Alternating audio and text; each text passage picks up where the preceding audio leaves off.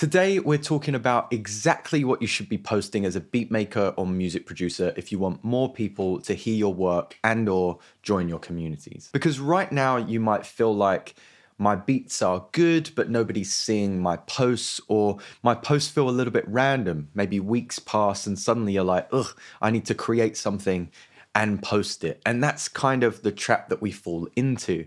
If you want music to be your life, your full-time stable income and a respected part of your business, then people need to see you consistently and not just your beats. So today I'm going to break down what to post, what not to post, how to build a simple weekly schedule, and how to make your content look good, from angles to lighting to thumbnails. By the end of this video, you should have a repeatable posting system that you can start this week or next week if you're watching this on a Saturday. So without any further ado, let's dive into it. First up, your story matters, but you want to keep it simple. Producers overthink, and they often think branding. You don't need a deep character arc or to reinvent your identity. You just need to answer these three questions. Now, first up, what do you make? Is it lo-fi sleepy beats, trap, UK garage, soul chops, hip hop, house beats, whatever? And then secondly, why do you make it? And be honest with yourself with this one. Is it healing? Is it energetic? Does it make you feel nostalgic? Do you just do it to escape or flex? And then finally, what's a detail about your life that's real? Whether it be your workspace, your city, your routine, your struggle, or this thing that's your obsession.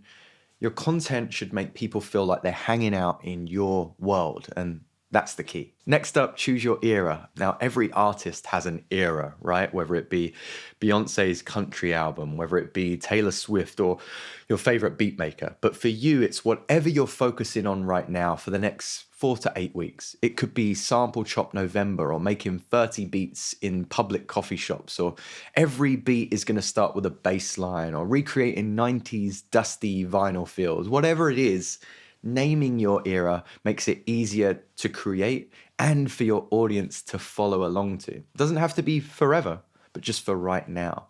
People don't want just music. They want some kind of story alongside the music that you're making. Now, at this timestamp, I've tried to make it as easy as possible to decide what you'll be posting by creating a list of 5 types of content that producers or beat makers should focus on. And from this list, you want to choose 3 things that most speak to you. So in column A, you've got performance-based clips.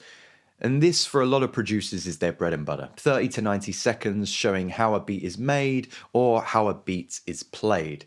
And good formats to follow are normally reels, finger drumming on pads, playing keys, chopping samples, that kind of thing. You can even do long form content where you show an arrangement glow up. Now, it's important to make sure that something is always moving. There's no static screen recordings by themselves. Add your face, your hands, some camera movement, that kind of thing. In column B, we have process clips or behind the scenes footage. This builds connection with your audience. You can talk or caption over time-lapse footage, and you can talk about why you chose this particular sample or chord progression and what emotion you wanted to convey and the mistakes that you made and then fixed. In this type of content, the beat comes secondary to your story and they fall in love with you and your narrative first. And with your narrative comes column C, personality and lifestyle moments. This has been some of my most viewed content of late, and this is where people actually start caring about you.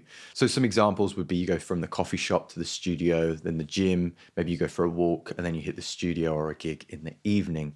This type of content works on all social media platforms, whether it be short vertical videos like reels or long form content on YouTube. And these don't need to be deep. They can be. You can talk about your downfalls and some of the struggles that you find with maybe being consistent. You can even create content about your lack of content that you've been uploading. But they can also be the things that you find easy. They can just show your process, that kind of thing. A lot of viewers really lean into this content because they find that common ground with you, the storyteller. Column D is your community-based column, or how you give value to other beat makers. Tips on how you can grow faster, tips on how to make kick drums hit hard, for instance, and all that kind of clickbait top 5 best track breakdown, my opinion on this new compressor, whatever it is. It's short, it's simple, and it's very helpful to those getting into music. You can even create videos on you being a beginner and learning alongside the audience. That's what I did when I first started my channel. Finally, in column E, which some people will find a little bit easier than others, oftentimes people leave this until their audience grows, but it's your kind of proof of community column. When something good happens, you share it. Someone raps on your beat, your first 1,000 followers, you sell a loot pack, a beat gets placed in a vlog or a documentary, you get a new gig, or you get to support your favorite band or DJ on tour. That kind of stuff you can share, you can give back to the audience, say thanks for following me along this journey, and you can show some behind the scenes stuff, how you got to that point. This type of content is all showing momentum building, and that momentum attracts new people. Now, as I mentioned at the start, I wouldn't focus on all 5 at once because you'll burn out, but instead pick 3 from that list above and focus on what you'll post in a round robin kind of fashion. You'll have your primary focus, which for you might be beat making videos. Then your secondary content can be something else from the list. And then the third piece of content, which shows a little more of you personally. And then I would suggest posting your primary content, your first pick, 2 to 3 times more often than your secondary and third category picks. Your third category, just post every once in a while to show a bit of personality. This is going to keep your grid really fresh, and you can always mix it up as time goes on. Now let's talk about what not to post. This really matters, but I think I'm going to list it in double speed as to not waste your time. Let's dive into it. Unmixed beats, you really want to be seen as a professional. Don't export directly to TikTok. You don't want 3+ minute beat videos with no hook in the first 2 seconds. Don't ask strangers in the comments, what do you think of this beat, or who do you hear on this beat? Posting once and then disappearing for long stretches of time. It leaves no schedule, and we'll come back to that. Posting random live content with no musical tie-in. Posting only tutorials and none of you. Or posting beats over still images. If it doesn't build connection or show your sound, it's probably just noise amongst a bunch of ads that people will scroll past. Now, because I know none of you do that, let's talk about your weekly content schedule. It's going to be simple and repeatable. I like to ensure that I have a top-loaded day for actually crafting all the content, and I like to build in a day for rest as well. So for a very minimal, easy to understand schedule, on screen I kind of have what a week could look like. I generally start my week on Sundays as I kind of draft content and schedule what my week will look like. But on a Monday, I could edit and schedule those posts that I worked on from Monday. Monday is going to have performance clip number 1. That's my primary content. Tuesday, I could do a process breakdown. This could be captioned work or voiceovers of some kind of time-lapse footage. Wednesday is giving value to the community, producers, beat makers, quick tips, tricks, that kind of stuff. You can even create downloadables on Bandcamp or Patreon, wherever you do that kind of thing. And then Thursday could be your mini vlog day. Friday, performance clip number 2 or number 3. This is your primary focus, remember. And then Sunday, we're back around to crafting content and scheduling our following week, with Saturday being our rest day. This scheduling removes any of that what should I post anxiety. And if you like this kind of thing, I have an e-calendar over at the Patreon, which I genuinely use for all of my work to stay on track. Now, with all this beat making and scheduling, it'd be very weird if I didn't put any music out. And that's why I interrupt our video real quickly to tell you about today's sponsor, DistroKid, which you also might want to build into your habits. With DistroKid, I release and schedule all of my music, and it goes out to a bunch of different platforms to which I can pick and choose which platforms I do and don't upload to. If you're somebody that collaborates often, I would highly recommend their splits tool. It allows you to quickly half the revenue or create splits of the revenue for everybody that worked on that song, so that you can get back to music making. You don't have to worry about all of the awkward monetary stuff. There's discounts in the description. Let's get back to the episode. So with that out the way, let's get your content looking better. Remember, your potential audience hasn't followed you yet. So similar color grading and lighting is helpful when your viewers are quickly scrolling across their feed. If they see you a few times, they're more likely to stop. So let's ensure you know your camera angles. Is it going to be talking head style videos, which is what I normally opt for, or occasionally if I go to a screen share, then I'll have myself in the lower left corner of the screen.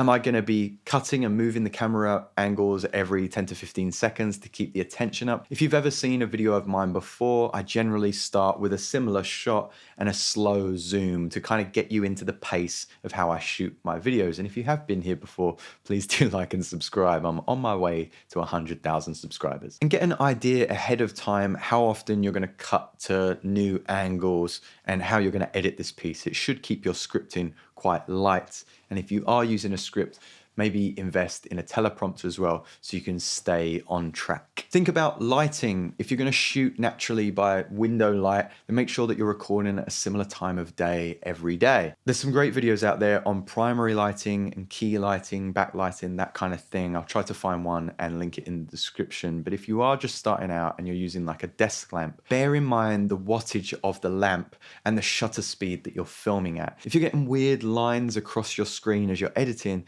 that's because your shutter speed is higher than the wattage of your lights. I believe I said that right. If not, there was some text underneath me. Know what vibe you're going to go for. Warm tones versus cold tones. And the same goes for color grading. Do you want to add slight warmth to your color grade?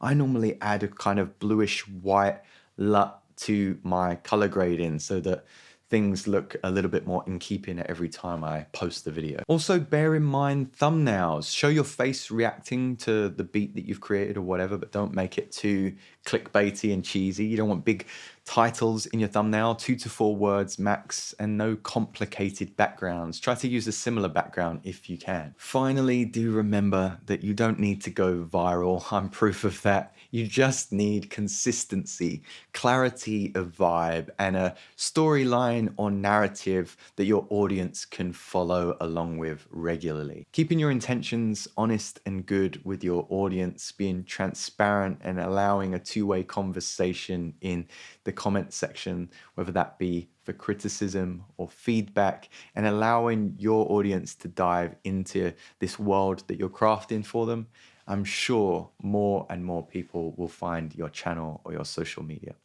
I hope this was really helpful, guys. If it was, and you've even got an ounce of inspiration or a little bit of motivation to start posting, please do like and subscribe. And if there's any tips that I've left out, let me know in the comments section so we can help the community grow as well.